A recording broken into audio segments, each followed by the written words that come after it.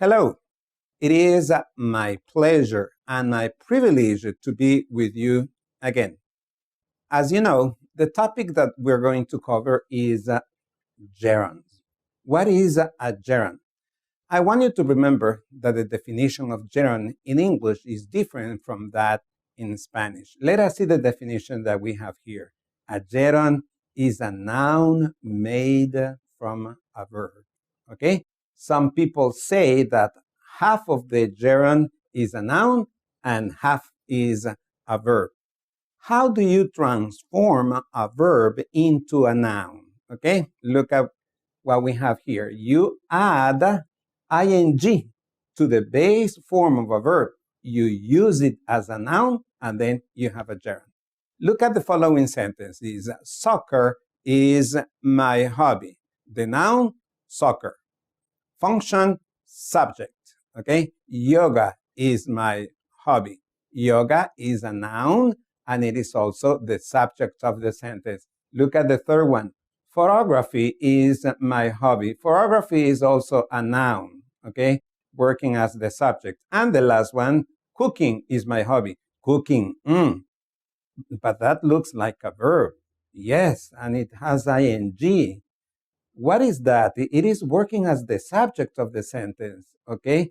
This is a gerund, okay? Again, what is a gerund?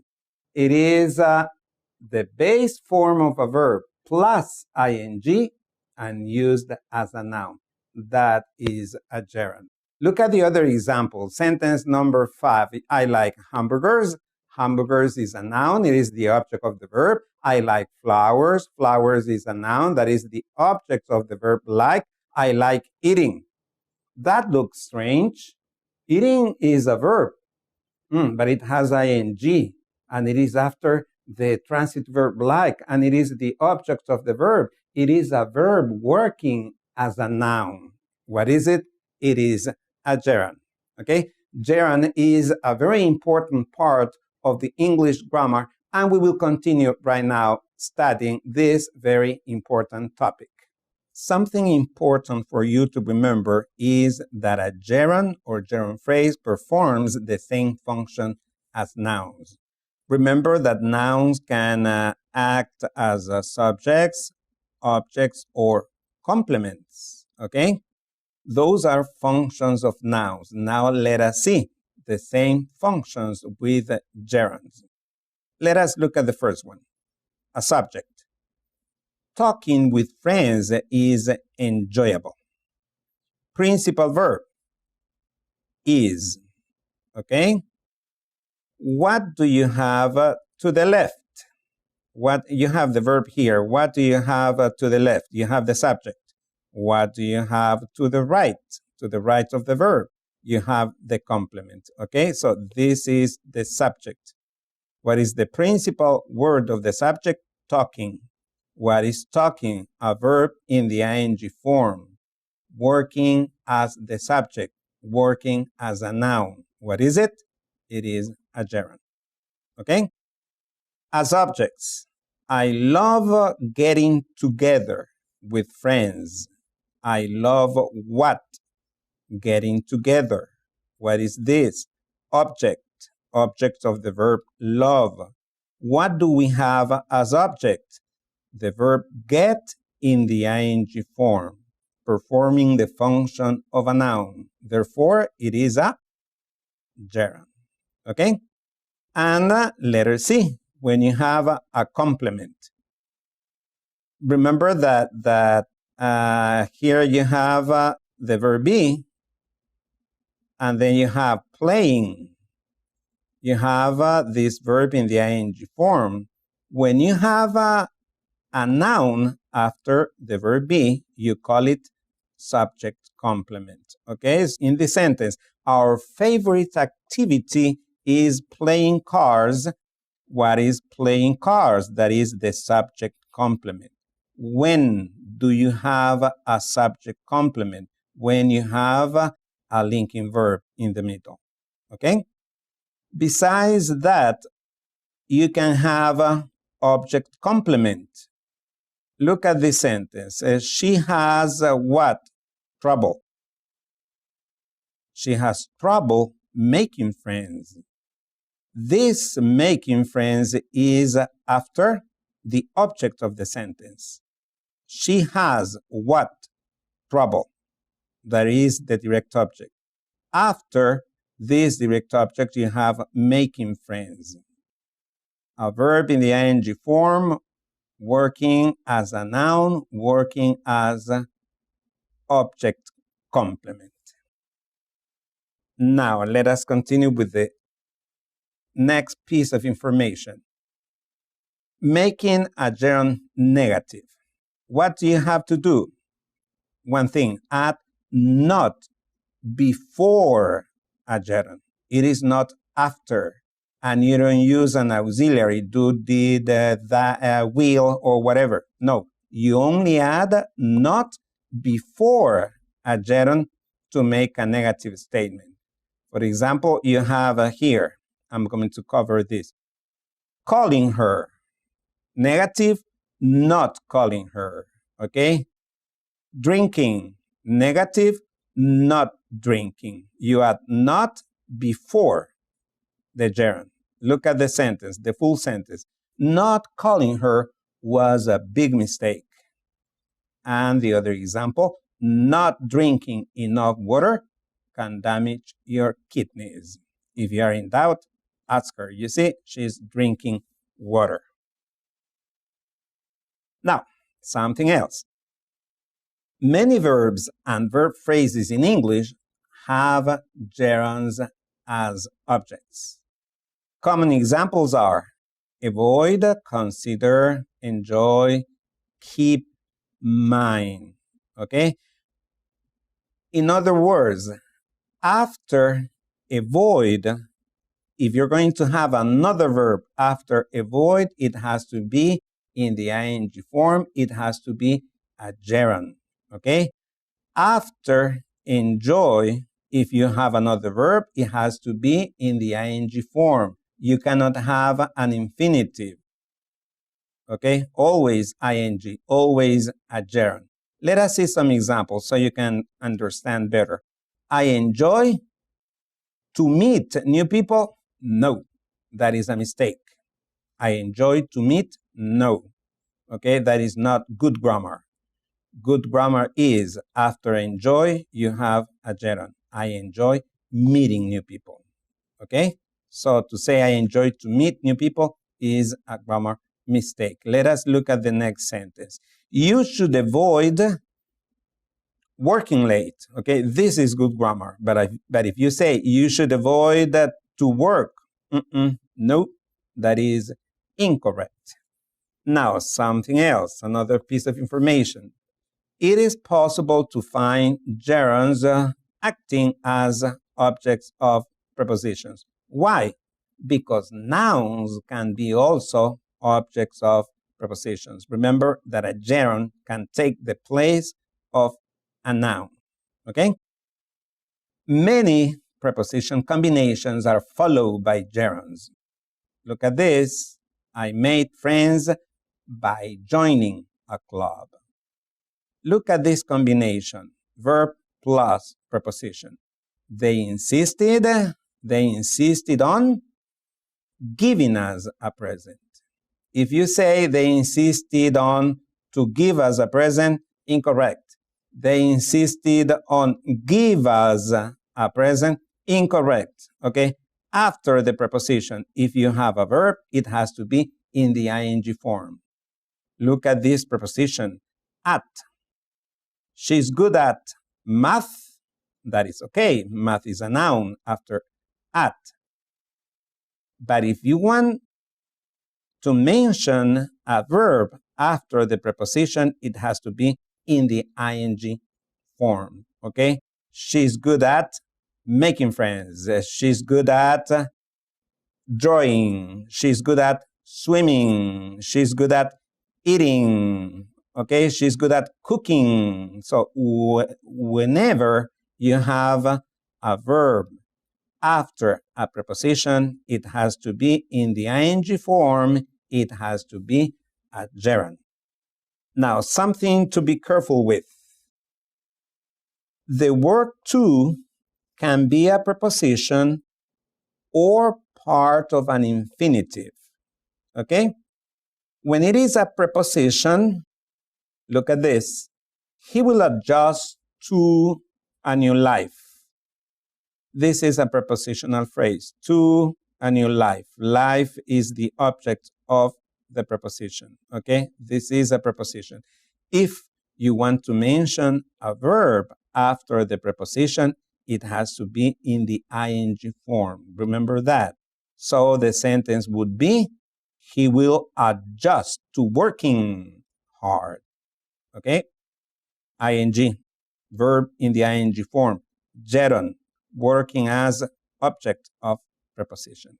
But if the to is part of an infinitive, then you don't have to make any change, okay? He tries to work hard.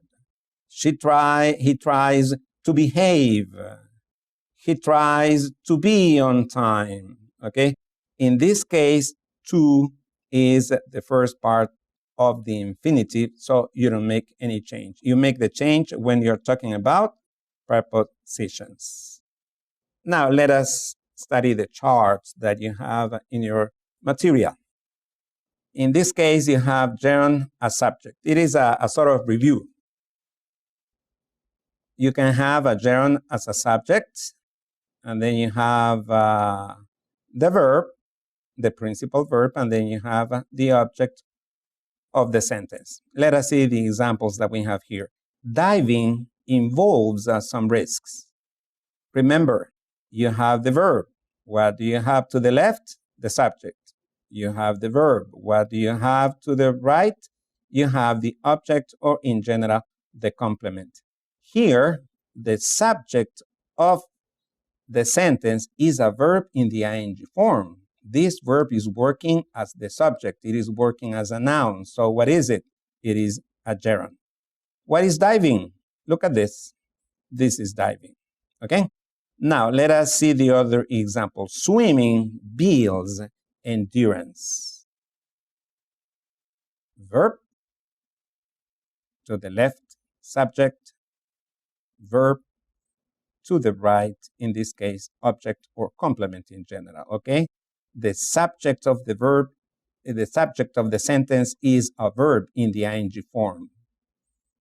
Therefore, it is a gerund. If you want to make a gerund negative, what do? You add not before the verb, okay? Before the gerund. So you say, not inviting him will cause resentment. Something else that we mentioned before, a gerund can be an object. Where do you find objects? After verbs, okay? They enjoy kayaking. What is kayaking? It is this, okay? Here we add a picture. I went swimming. We don't advise not inviting him, okay? So remember, after a verb like enjoy, ing, a gerund. In this case, after go, in this case, a past tense, I went swimming, ing.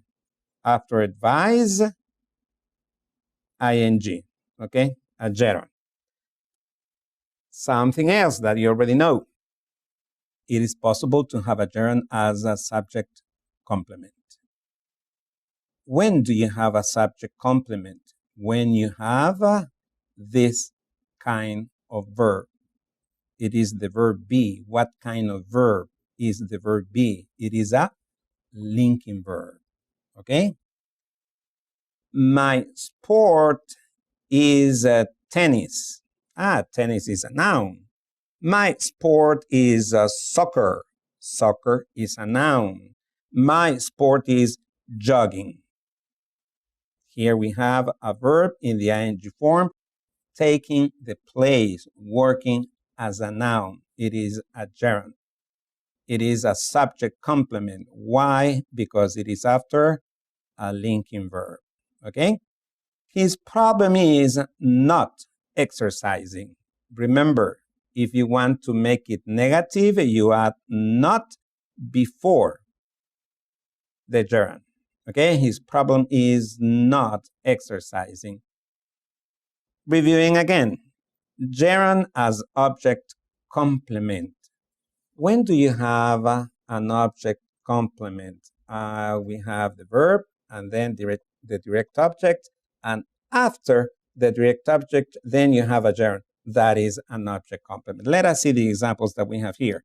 Subject, verb, object, direct object, and here we have the gerund. Function of the gerund, object complement. It is a complement of the object, okay? He spends what time? The answer to this what is the direct object. He spends time. If you say only that, you say, I don't get it. What do you mean? When you add the complement, you will understand me better. And if I say he spends time reading, now I understand, okay? So this word complements the meaning of the object. This word is a gerund because it is a verb in the ing form working as a noun. Let us look at the other sentence. She found him not working, okay? Oh, a lazy man, a lazy worker, or maybe he was sick or tired, okay? Or maybe he finished, he had already finished. She found him not working. If you want to make a gerund negative, what do? You add not before the gerund, okay? Now, something else. We have more information to review. It is possible to find a gerund as object of a preposition, okay? She insists on going out every weekend. Remember, it would be a mistake to say she insists on to go out or she insists on go out. No. After a preposition, you have a verb. It has to be in the ing form. You need a gerund, okay? He's accustomed to give parties. No. He's accustomed to giving parties, okay? They have reason for not inviting Miguel. After the preposition, you have a verb. It has to be in the ing form. You want to make it negative, you add not before the gerund, okay? Now, something else that I would like to concentrate on is when you have the combination of possessive and gerund. Let us talk about Miriam. Miriam has several things. Miriam's house, Miriam's shoes, Miriam's friends, and so on. After the apostrophe and the S, after the possessive, you have a noun, okay? Miriam's house, for example, Miriam's car, another example. If you can have a noun there, you can also have a gerund. And then here, I want to tell you something about Miriam's having so few friends. In this case, here we have a verb in the ing form, a gerund, okay? Look at this sentence. David and Sonia worry about her having so few friends. After the possessive, you can have a gerund. For you, it may look kind of strange having a gerund after a possessive, but that's the way it is in English, okay? So let us try to understand it and use it whenever it is possible. This is a construction that I like a lot. When you have another kind of possessive and a gerund. Look at this. I appreciate your help. I appreciate your kindness. I appreciate your present. After your, you have a noun. If you have a noun after your, it is also possible to have a gerund. Okay? A gerund, a verb in the ing form. Look at the sentence, the first example. I appreciate your helping me. I appreciate your coming with me. After your, you have a gerund. Okay? It would be a mistake to say, I appreciate your come with me. Or I appreciate your to come with me. No. That is not possible. Okay? We already know about gerunds, and after your or after a possessive, we need the ing form. So it is good English. It is good grammar to say, I appreciate your coming with me. And now we have one more slide. Active and passive gerunds. Look at this. Inviting them to her wedding was a nice gesture on her part. Inviting them to her wedding was a nice gesture on her part. What do we have here? Active. If we are talking about passive, we need the verb be in a given tense or a given form. Look at this. Being invited to her wedding was a great surprise to them. Okay, so here we have active, inviting them, and here we have passive, being invited. Okay, an example in the past, having invited them to her wedding made her feel good. And look at the passive form, having been invited to her wedding is a fond memory for them. Okay? Difference, the verb be, okay? And the past participle of the principal verb. Do you like gerunds? Yes. Are they important? Yes. Okay? And it is good that we're studying grammar to use them properly. And we have come to the end of our lesson. Again, as usual, remember, if you are in doubt, ask your classmates and your tutor. This lesson is very important, so watch it if you wish once, twice, thrice, 4 times, 5 times, okay? As I told you before, it is very important and it is necessary for you to master this topic. One more thing to say. Bye.